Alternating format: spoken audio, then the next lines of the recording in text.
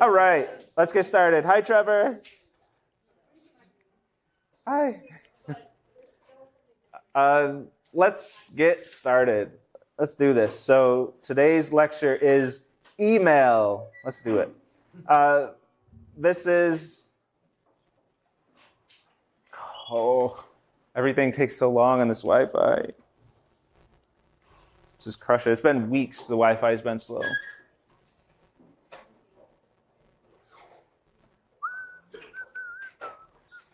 Okay, test 4. I think I very briefly introduced test 4. Did I do an in-depth discussion of what test 4 is?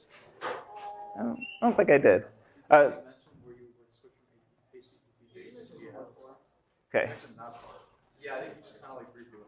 Okay, yeah, let's just go through what part 4 is then.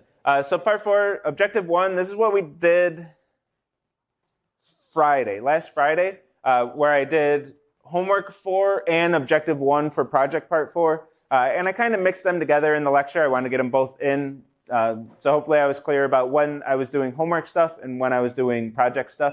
For the project, you need HTTPS. And I had to update the document a little bit here. I did say you have to use WSS as well. But project part 3 didn't go super well. I assume a lot of y'all were still on a hangover from homework 3, and then there was that 1 week where you just weren't super motivated to do 312. That's what I think happened, I suspect. But if you didn't get WebSockets working in part 3, they're not required for part 4. So if you got WebSockets working in part 3, but I don't want cascading failure here, so if you didn't finish that in part 3, then it's not required for part 4. Even if it were, it's literally adding that one character, changing WS to WSS, so I'm not too concerned. There wasn't too much learning objective there. It was more just to remind you that you have to add that extra S, or else you'll be wondering why your WebSockets don't work when you switch to HTTPS. But this is deployment. Get your GitHub Student Developer Pack. That's what I recommend. It has everything. It should let me know if this is not up to date, but it should have everything you need to be able to do this deployment without spending any money at all. That is the feature that I want. So if that isn't the case for whatever reason, let me know. Let's talk about it. We'll figure something out. You shouldn't have to pay more money to take a class after you're paying to take a class. That shouldn't be a thing. So let me know if that is an issue, but the Student Developer Pack should have everything you need for free, including a DigitalOcean droplet, like I demoed in class, a domain name. I guess I can just click the link, but a Namecheap domain name.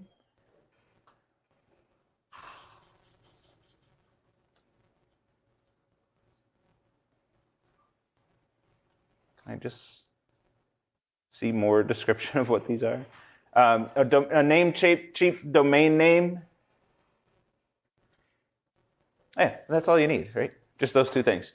So with those two things, you can deploy, set up your DNS to point to your DigitalOcean droplet from your domain name.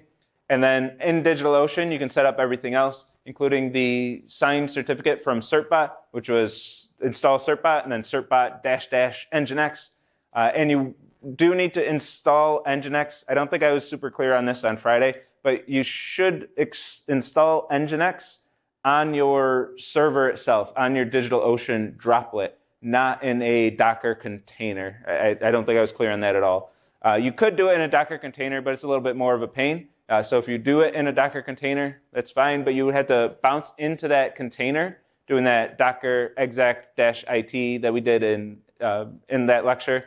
Bounce into the container and then run certbot and install certbot from inside the container to get those installed, or do cert-only mode with certbot and then copy those certs manually into the container like we do on the homework. And so there are a few options there, but the easiest, I think, is to install nginx on the DigitalOcean droplet itself. So then you can do certbot -- nginx and have it do everything for you without having to overthink it. So that's the recommended deployment. Certbot will give you the HTTPS, again, for free. And then you'll be deployed. So deployment. And this is what I didn't release the presentation document yet either. I have to do that very shortly. Can I just pull it up? The presentation is going to be all about the deployment.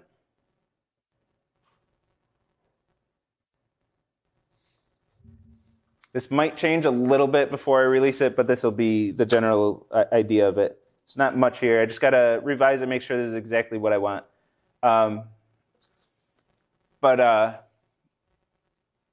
Your deployment is the first part of the presentation. If you're deployed and it works, it's HTTPS, you have a domain name. Basically, did you do part one, objective one of part 4 of the project? If you did that, that one part is worth quite a few points. I really want every team to be deploying. Eventually, I would actually like everyone individually to go through the process. If it keeps going smooth, if it goes smooth this semester, I might do that where you have to deploy your homework. I think it'd be a good learning experience. So the way it works is one person on each team gets the experience, and the rest of the team is just kind of SOL on the education of deploying an app to the real world. And I think that's really why we build web apps, is to deploy them so the world can consume our web app. It's something that should be a cornerstone of the course, in my opinion. It's the free thing that trips me up. Is as long as the GitHub developer pack works, I would push that to the homework also. But anyway, right now I just have a bunch of application objectives attached to it. So you do it for part 4.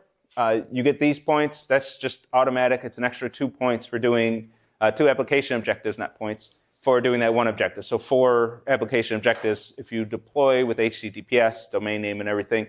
Another 2 application objectives to demo your app. So you'll go to your domain name, preferably hide your domain name from the audience. Go to your app and just demo the functionality. Whatever you have working, it doesn't have to be complete. You can demo incomplete features, but you do have to demo what the expected functionality of your server is, and at least talk about the ones that, the state of the project, and say, well, the rest of it's not done, we didn't get there. And then 6, the last 2 application objectives, this is where you do share your domain name. You put it up on the projector. You say, here's our domain name that we just demoed from. Go crazy. And then everybody in the audience will use your app, or at least me and a handful of TAs at the bare minimum. We're going to use your app and kind of load test it. It's a very ad hoc load testing, but we're going to load test your app and just make sure it works for multiple users. When you're doing the demo, teams, devs in general, will tend to handle their app extremely delicately and be very careful. Plus, you might know where the bugs are. You might be able to demo and just avoid all of the bugs, or the demo might work good for 1 or 2 users, but not with a lot of users, depending on how things are set up. So the load test is making sure your app is robust. Does it actually work when it's under load from real users who are not using your app gracefully at all? And if it handles that load test and works, if me and the TAs and anyone else in the audience who's interested is able to actually use your app for its intended purpose, then you hit that 3rd tier and get all 6 application objectives.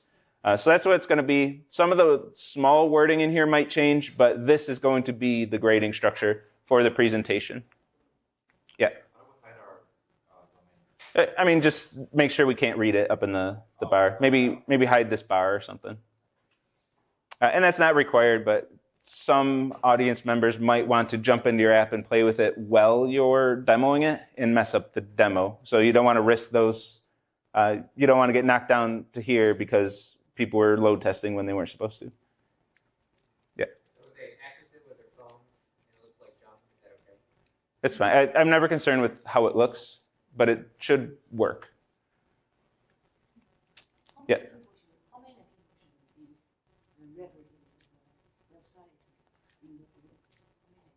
How many people should be there, or how many should? All of the team members have to be there. All of the team members, and that's part of this. Not everyone has to talk. I will keep this, I think. Maybe someday I'll change this. But not everybody has to talk, but they all have to be there. So your whole team has to attend the presentation, which I think is asking pretty little. If you have 6 people in your team, there should be 6 people here. And we'll look at the team size and everything and make sure everybody's there. And if somebody's missing, I might ask the team, like, who's missing, because anybody who's not there gets a 0 for the presentation. I think asking people to show up is surprisingly hard. I mean, there's a lot of you still here, but about half probably are not here. Is apparently a bigger ask than it should be, but yeah, everybody's got to show up.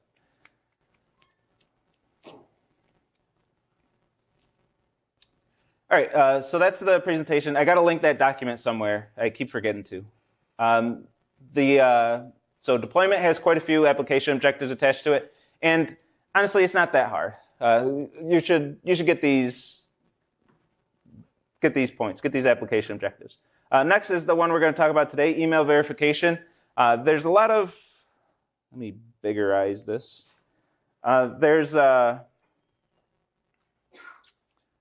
I think there's going to end up being a lot of different approaches to this. Like deployment I've been doing for a while, but this is the first time there's email verification or the next objective 3. This is the first time these are objectives. So I left these pretty wide open, just kind of see how it goes.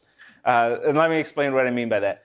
So the feature itself is on user accounts, they should be able to add an email address, and that email address should be in some way marked as unverified or not verified, as I say here. And then users can verify their email. Your app will send an email to that email address with a unique link. The user will click on that link, and when they do, their email address will be verified. You've used these from a user perspective before, I'm sure. But their email is then verified, and then after that, on their profile, it should say email is verified, some way to indicate that the email has been verified. That email can be sent on account creation, or it can be a separate button that somebody clicks to say verify my email, and that's what triggers sending the email. Any way you handle logistics of that is fine, as long as an email can be sent to be able to verify that email address. Don't use your personal accounts for this. Should hopefully go without saying. But what I expect, this is the part that's a little up in the air. What I expect was to use a Gmail account for this. There is a Gmail API, and that's what I'll mention kind of briefly in the slides. But I'll leave this mostly up to you to go through the documentation and figure out how to do it. I'll show you the background of what's going on with the API, but then figuring out all the details, which can be fairly tricky, surprisingly. I was surprised at how tricky it was. But setting up your Gmail account. If you find another way to do this, because this is just how I envision the task, but if you find another way to do this, any way that you can send these emails in a secure, trusted way. There should be no security warnings on those emails. They shouldn't be marked as spam. There shouldn't be warnings to the end user, etc. Like it should be a trusted email, which if you send it using the Gmail API, it's going to be a trusted email from your Gmail account, not your Gmail account. Please, please, please create a separate email account for the team to do this. Don't use your Gmail account and give access to your Gmail to all of your teammates. Please don't do that. Create a separate account for your team for the project. And then send emails from that. If you can find another way to do this, and this is where I kind of want to see what happens. Some of you, I'm sure, will find much, much simpler ways to do it, and I just want to know what those ways are. And students will always find the path of least resistance, so curious to see what that path is. And then depending on what that path is, next semester I'll probably require using the Gmail API. Yeah? No. I would expect this to come from @gmail.com. It is difficult to send an email from your domain. Either difficult or impossible or expensive. You can pay somebody to do that service for you, and that works fine. But the Gmail API is free, and you create a Gmail account and then send an email from that. And then a security concern, you're going to have credentials for that Gmail account. Make sure those are protected. For our purposes here, never push it to the public repo is pretty much the easiest way to leak those credentials, but I'm sure there are more creative ways that hopefully nobody finds. For example, putting those credentials on the front end of your app would be quite bad. If the TAs during grading can find a way to send an email from this account that's associated with your thing, obviously that's a security vulnerability, and that's a 0 on Objective 2. So be careful with those credentials. And then Objective 3, some basic DOS protection. We're not going to actually protect against DOS. The sophisticated DOS attacker is going to get around this protection, but we're going to IP rate limit. Based on IP addresses, if you get more than 50 requests in a 10-second period, start rate limiting, which is denying every request from that IP address while it's blocked. Block them for 30 seconds, then after 30 seconds pass, they should be able to send requests as normal. So if somebody's sending 2 spamming requests too fast, start blocking them, and then after 30-second cooldown, they can start sending requests again. So a lot of timing involved in this one. If you did timing, if you didn't do the game, if you did one of the 2 timing apps for tasks for part 3, this shouldn't be too hard. You already understand the idea of coding timing on the server. But if you haven't, if this is your first time doing timing, it'll be a little trickier. Not overly difficult. The more difficult part, and I don't remember if I mentioned this when we were doing the Nginx setup or not, but when you use Nginx as a reverse proxy, every request that you get from your app is going to have an IP address of localhost because it's coming from Nginx. It's going to be the IP address of Nginx. So in your Nginx configuration, which a quick Google search will tell you how to do this. In your Nginx configuration, you have to, because Nginx knows the public IP address, you have to forward that header over to your app. You have to set that header, just like we did with the WebSocket headers, the upgrade and the WebSocket headers, to make sure that those headers are forwarded. You do the same thing with the IP address of the sender. That's stored in a variable in Nginx. Grab that variable, set a header with that value, and then send that value over to your server. So you can get the actual IP address. So that's one of the tricks to this one, is just getting the IP address. And once you get the IP address, especially because that's one of the things where, well, it works on my laptop, but then, and when it runs with Nginx in the deployment, now it's blocking everybody for 30 seconds when somebody spams the server. So making sure that's actually blocking by the real public IP address is going to be critical. And then getting all the timing down. Okay. So that's part 4, which I'd say is, I don't know, deployment I think is not too bad given that I went through it all. But the other 2 get tricky. I'd say those objective 2 and 3 are probably the hardest, at least in the project. Maybe not as hard as like objective 3 on homework 3, but they're pretty tricky. That's where you're really earning your A in my eyes. But not insane. Like that's not absolutely crazy. And you have a whole team of y'all to do it. If it was individual, it'd be a bit tougher too. Okay, let's talk about what email is. So you have to, the reason I wanted to do part 4 is background. Your server has to send emails programmatically. It has to send an email using code. You can't go into your Gmail every time somebody signs up for your site and send an email. I'd be kind of impressed if somebody tried that. It would actually work, now that I think about it. But you need to, except we wouldn't find any email code in your repo, so we'd kind of be stuck there. Okay, so I got to answer this question too. When do we sign up for a presentation? It's on the schedule. That's a frustrating question because that means no one in your team paid attention. That just ask your teammates. Somebody had to have paid attention or looked at the course website. But the other one, that's not the one I was talking about. Are we expected to be in class for all of the presentation week or just during our presentation? This is one I go back and forth with quite a bit. Right now, I'm on the opinion of you don't have to show up. So if you don't show up to the other presentations, it's just not a fight I'm going to fight these days. I fought it before, and I had the equivalent of lecture question credit for coming to the presentations, and I had like forms you would fill out to rate each presentation and give feedback to. I'm not doing that this semester. I didn't do it in a few semesters. So if you only show up to your presentation, I would ask politely, show up to the whole damn lecture at least. It's so rude for somebody to come, like if you're the,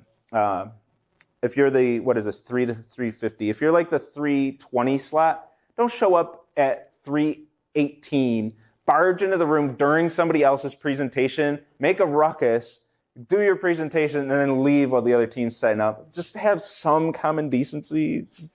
I'm just asking y'all to please do that. I know it's different if you're during the final exam. You don't want to be there for 2 hours. I get that. But have some decency if you're going to do that during the final, to not barge in when another team's presenting. Oh, I get frustrated during, I think, every final exam presentation time. I end up getting mad at least one team and chewing them out. Just have some common decency is all I ask. And that said, the schedule, we don't always go on schedule. I try to cut teams off if they're going overtime. But sometimes teams just, they demo their app, we do the load testing, 5 minutes later, it's done. So sometimes we do get ahead of schedule. So if you're looking at your scheduled time on Calendly and then showing up exactly at that time, I might have already skipped you. And especially if you're like the last team and I'm sitting in a room by myself and a couple TAs and there's no teams there, I'm just leaving. You're not going to get your presentation done at that point. Depending on what mood I'm in, I might stay for a few minutes, but if you're showing up exactly at your time, just I can't guarantee I'm going to stay. And then you'll just get a 0 on the presentation. Because you're supposed to be there for every presentation. Like, that's what you should be doing. I'm going to be lax on it and not be too concerned if you're not showing up every day. But if you're not even showing up the day of your presentation on time, I'm not going to have any sympathy. I get that you're busy. It's finals week and everything. Actually, it's Friday of finals week. You're probably not busy anymore. But I'm not going to do that. That said, I've never had to do that before. Like, it hasn't ever been an issue. But if it does happen, I'm leaving. All right, anyway, 22 minutes. We gotta do this. Actually, I forgot about this. I want to make sure I get this in before we do this. We talked about OAuth last time, and I didn't get to do my demo, so let's do this demo. Because using the Gmail API, which is, I'll see what kind of shortcuts y'all come up with, I might require next time. Because the Gmail API does use OAuth. That's why that lecture leads into this lecture. So you are expected to use OAuth, and if the solutions that y'all find don't use OAuth, I'm just going to require Gmail API for next semester. So you'll be the kind of test group to see if you can send a secure email without going through OAuth. And without spending money. Like, there are services you can just give them money and they'll give you nice clean APIs and everything. But let's talk about the Spotify API. Let me actually pull up the slides too, because this is important. And OAuth, there's way more. Like, I thought I had plenty of time to explain all these details, but there's so many details, so many little things. So this is the flow for OAuth, and the logistics of how this works is a little tricky, and the logistics aren't really explained by the protocol itself. The protocol leaves it pretty wide open as to how you accomplish all these things, but there's a set of kind of standards that just solidified out there in the industry where most people running OAuth are doing at least similar things. So at this point, steps 5 through 8 is pretty straightforward. You get this authorization grant, you send it to the server, you get your access token, you start using the API. But it's steps 1 through 4 that I want to focus on right now. How do we obtain that authorization grant? And how do we do this securely?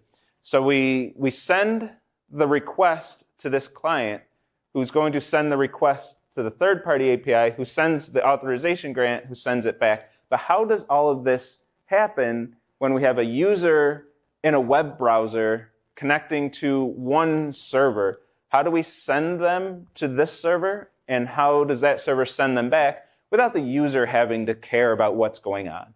The user shouldn't have to think about what server they're talking to. They should just be able to click through things and have a good old time on the internet. So this is how we're going to do it. I'm going to use the Spotify API as my example here because I had it set up already. But I'm going to use the Spotify API as an example. And this is how we're going to send users to that authentication server. I'm going to send them to Spotify's API /authorize for the authorization server and give them parameters in the URL itself. So I'm going to send them a redirect to either a redirect or they click a button, and that button is a form that reloads the page at this URL. However, I can get them to navigate to this page, or maybe it's just a link that they click. But I'm going to get them to go to this page. They're using my app, and I send them here in my app. And I want a private window, because I'm already logged into Spotify on the other window, so it wouldn't be interesting. And when I go to this, app, or when I go to this link, it's going to take me to Spotify, of course. Spotify is going to redirect me. Actually, let's see that in the network tab.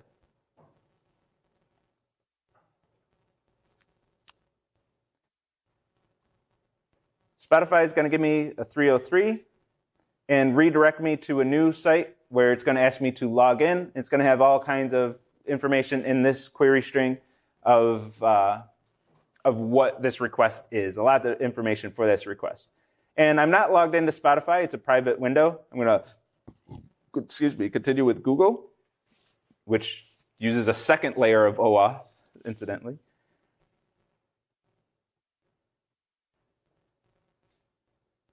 Sign in. Oh, no. Oh, because it's a private window. I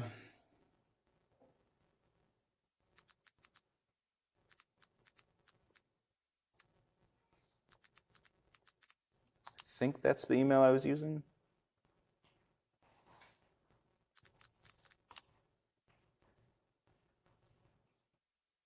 Oh, my God.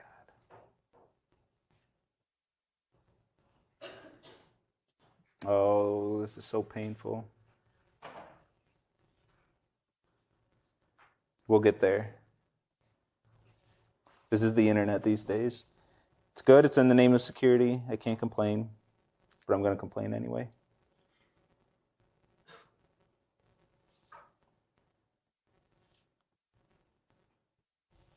Okay, so what I get is this screen that was on the slides, my app. So my app, the way OAuth is set up, is my app is wanting to use the Spotify API on behalf of my users. Now, that's not always the use case that we have, and it's not the use case that we have in Project Part 4. What we want to do is use the API as ourselves. But a lot of APIs, including the Gmail API, is only set up with OAuth, which is kind of a frustrating thing, but it's just the way the internet is these days, unfortunately. Same with Spotify. I had to set up OAuth, set up a client app, and then register for my own app to be able to access just the API on behalf of myself. Like, that's just the way it's set up. We have to use OAuth. It's kind of just a necessary thing these days because that's how everything's set up. But what I want is just an API key for myself. That's what I would have liked initially. But we have to go through OAuth. So going through this stuff for the Gmail API, if you get your keys manually, your access token, I should use the right term. If you get your access token manually, I'm okay with that. If you get that access token, and because you don't have to set up your app to access the Gmail API on behalf of your users, that's not the use case that we have. You just want to use it for your own account. So if you don't set up the whole redirect URI thing that we're going to see, and you do it the way I'm about to show you, I am okay with that for Project Part 4 purposes, and for your own personal purposes, that might be how you want to use OAuth, just because you want to access your own API. So me as the user, I'm going to click agree. I'm going to allow this app to access my stuff, and I get sent to CSE312.com. And if we look at this URL, I have the redirect URI. This is that piece of information that I register when I'm registering my app with the API. I'm going to register a redirect URI, and I chose CSE312.com for this. I have to register that, and when I send this link, when I send my users here, I have to specify that same URI in this string. If those URIs don't match exactly, the API is going to say something's wrong with your redirect URI. So if I say like HTTP instead of HTTPS, invalid client, invalid redirect URI, because that's not the URI that I registered. I registered HTTPS CSE312.com, not HTTP. So that has to match. The APIs are going to make sure that that matches. And then it's going to send me, the API is going to send my user to my redirect URI, which is a URI that's trusted. Like I registered it, I had to register it, it had to match what I registered. So it should be a domain and path that I control, that I can keep secure, because that's where the API is going to send my users after they register, and they're going to send at that URI, they're going to send it with a big old query string, which is going to have the authorization grant. This code is my authorization grant that I can then trade in for an access token. So I don't actually have anything coded on CSE312.com to grab this code or do anything with it. This is where I would if I wanted users, if I wanted to access the Spotify API on behalf of my users, I would have code on my server to grab this at this endpoint and then cache in this code for an access token. But I don't, so I would just take this code, copy it, and then manually send in the request for the access token. It's okay if you do that manually for project part 4. So and this is how, to put this into perspective, where's the server sending the user back to my site, that's going to be through the redirect URI. It's going to be a redirect to that URI. Well, I guess that one's obvious. And it's going to have a query string with all the information that my server needs. It can't use cookies. It can't use the body of a request or anything, because it's going to be redirected. Send this to the client and then redirect them to my server. If all the information is in the URL itself, that's all we need is the redirect. And then all that information is there for my server to consume. And then my server takes that grant, caches it in for the access token, and does the rest of the thing. So there'll be another endpoint for the auth server that's going to take in my authorization grant. It's going to want my client ID and my client secret as well to verify that it's me, and then issue me that access token. So that's how the logistics of this works. I send my user, I have some link or whatever otherwise to send my user here with a URL that contains all the information that they need, including my client ID, and then they're redirected after they approve and everything, redirected to my redirect URI so my server can get that information in from the query string and then continue the process. So logistically, that's how all this works, which can be manually done, if I didn't make that point 100 times already, which can be manually done. So I'm not going to finish the steps 5 and 6 here, but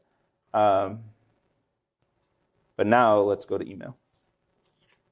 So I want to make sure I got that demo in.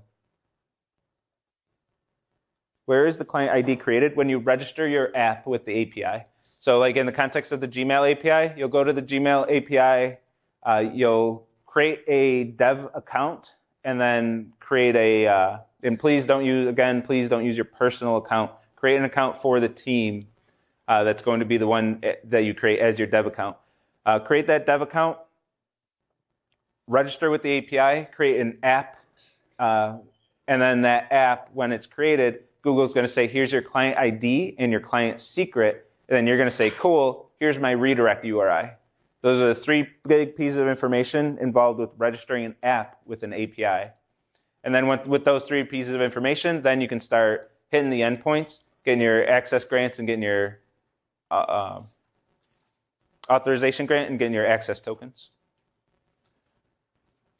which is way more complex than it needs to be when you just want to consume the API as yourself. So it's kind of a frustrating thing that APIs that are OAuth only, it's a pain to use when you just want to use the damn API as yourself. You have to go through the whole OAuth thing with all these steps. It's not too bad when you get used to it, but man, getting used to it is, I don't know, it's just more painful than it needs to be. I just want to be able to get an API token, or an API key. That doesn't quite exist anymore. Okay, email. I don't think I have to introduce what email is. But SMTP, this is what we want to talk about today. How does email travel through the internet? We're going to use what is used. The protocol that controls this is SMTP, the Simple Mail Transport Protocol. And this is what the name implies. This defines how email is transported only. There are other protocols that handle the specifications of how an email is structured and everything. Like what we have MIME types in our content type, and MIME comes from email. I'm not going to talk about that kind of stuff. I'm just going to talk about the transportation part and how this applies to what we're going to do. So SMTP is how things are how emails transported, and it doesn't care about the format or contents of that message. That message could be anything. All it cares about is the envelope and how the envelope is going to travel through the internet. That's what SMTP is concerned about. So we're going to have SMTP servers, which are going to handle the transportation of an email. So let's go through this by example. I have these very creative names here. User@example.com wants to send an email to user@website.com. And how is that going to happen? All right, so, and there's a lot of acronyms with this. I'm going to introduce each acronym, but if you think about it the way the picture is, I wouldn't be mad at you, where there's two SMTP servers that need to talk to each other.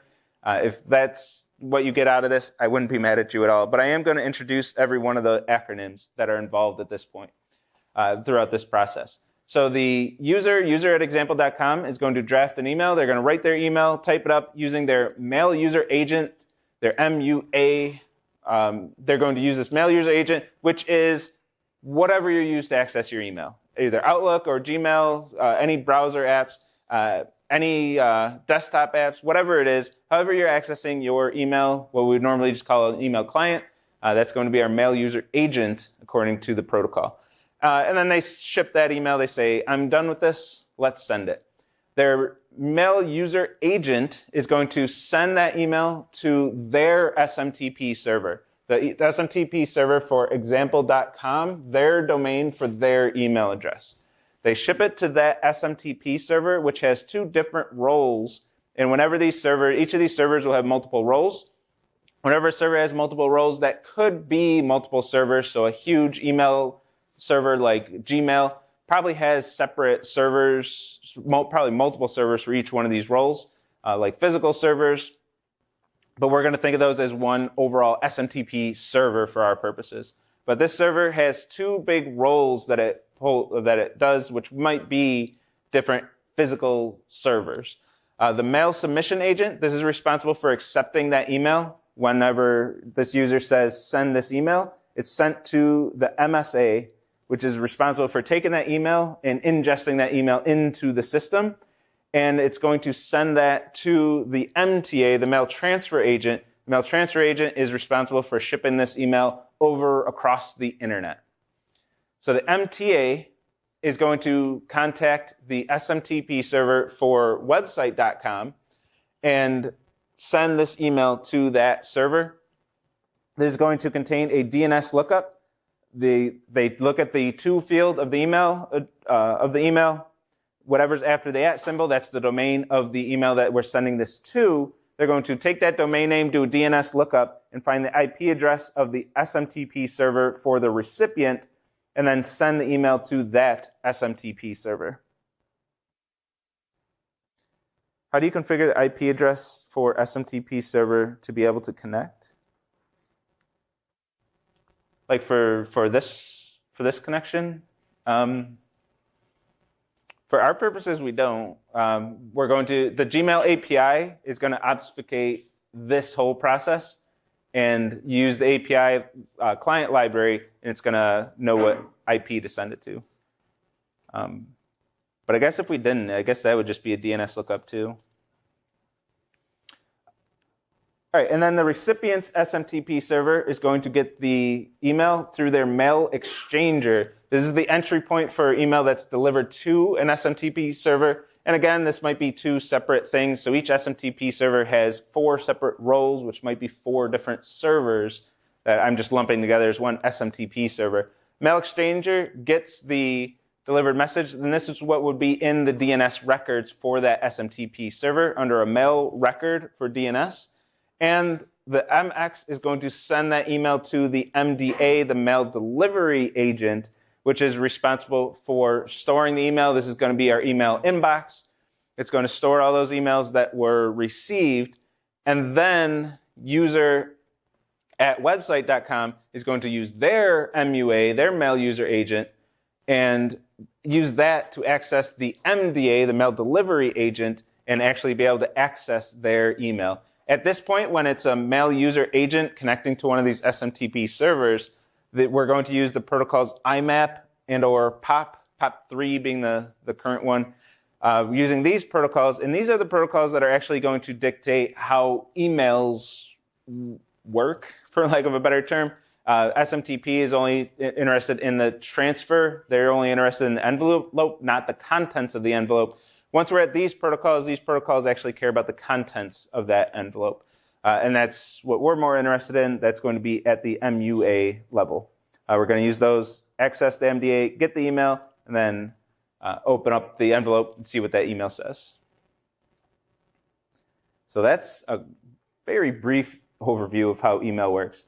And I want to talk about security. Yay. How do we, oh, I already read that. We want to talk about security.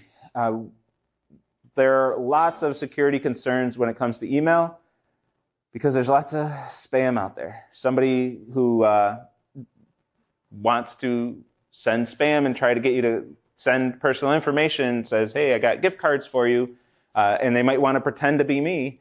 They're tempted to send emails using the system. So let's talk about what the security implications are. And when this interaction happens, this is what I want to focus on between two SMTP servers. How does each server verify this email and say that this is a legitimate email that is okay to be sent? How do we do that? The first one's pretty easy. The sending server, you got to log in. Like we talked about authentication way back in homework 2, way back then.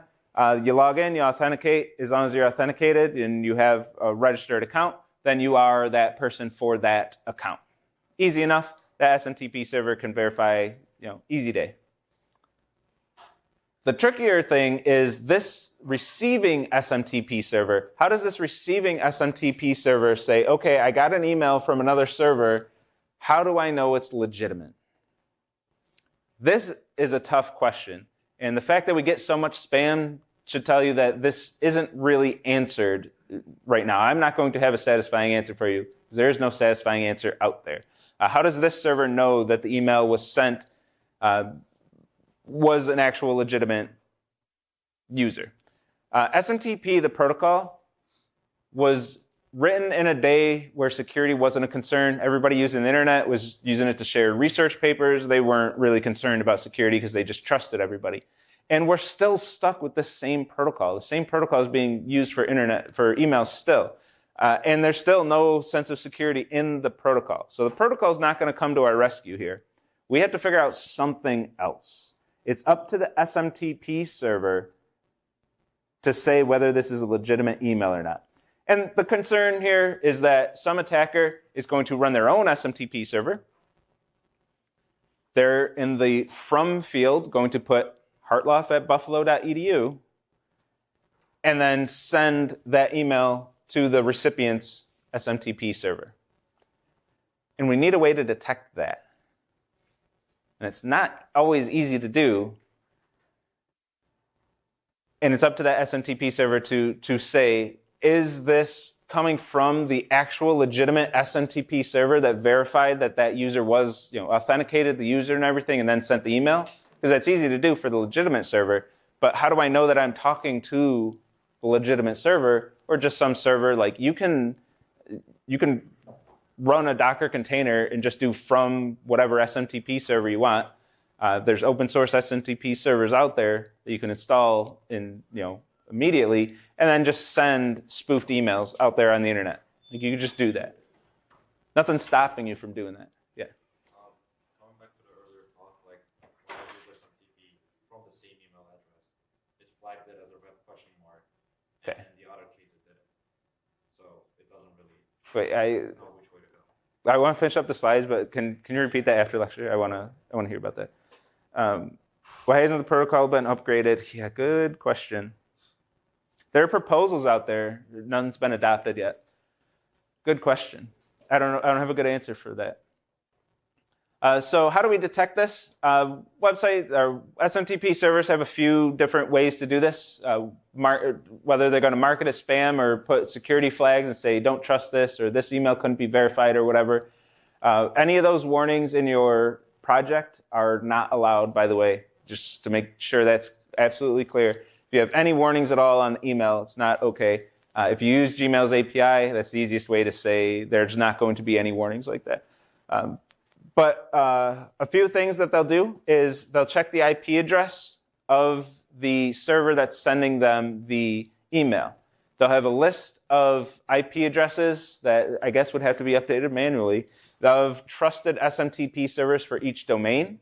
And if they get an email address from an SMTP server that's not listed as an IP address for that domain, then they're not going to trust that email, and they're going to either give it, block it completely, put it in spam, or send it to the user and give it warnings that it couldn't be verified. Hopefully doing at least one of those three things. And they'll monitor sus behavior. If there's a particular IP address that's clearly sending a lot of spam, they'll just block that IP address forever. That IP address can't send any more email. So like if you try to send email using a VPN, you're probably going to get blocked right away because somebody probably used that IP address for nefarious deeds sometime in the past and got that IP banned from a lot of different things. But it's up to this SMTP server, and they all have different ways of doing it. So whatever account you're sending the email to might have different security protocols. And clearly UB doesn't have great security protocols, and we're able to get messages. If you can't tell, I'm upset about that. That people can send emails as me and trick students. A few students fell for that and gave personal information. It sucks. But because of this, the reason I want to talk about it here, well, one reason is you can't really run your own SMTP server because it's not going to be trusted. You try to send an email to somebody, that SMTP server that you're running on, whatever, your DigitalOcean droplet or whatever, shouldn't be trusted by any other SMTP server, and it should at the very least mark that email as